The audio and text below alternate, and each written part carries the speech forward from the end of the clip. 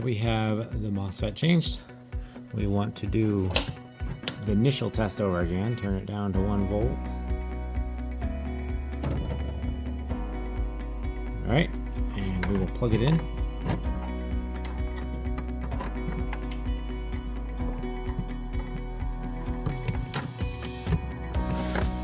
All right, look at that, no voltage or amp draw at all. So we'll go ahead and increase the voltage up.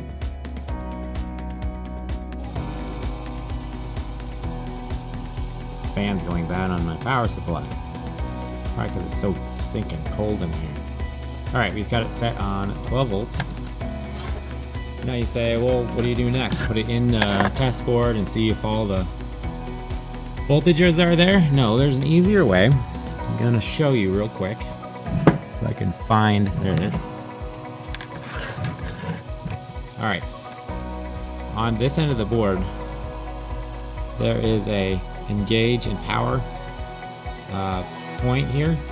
So what you want to do is short those two and put my probe on ground here. All right, and so you want to short these two and test each chip for voltage. 0.77.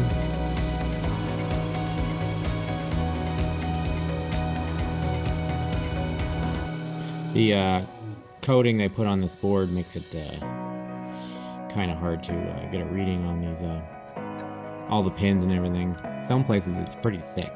It's hard to get your probe down in a good spot, but as you can see, 0.77, 0.77, 0.77, perfect. Now this board should work, but after I get through this whole stack here, I'm going to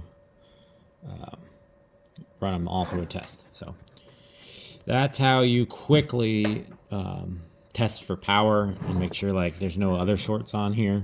So you just jump the engage pin right here, and that's all there is to it. Super simple and easy.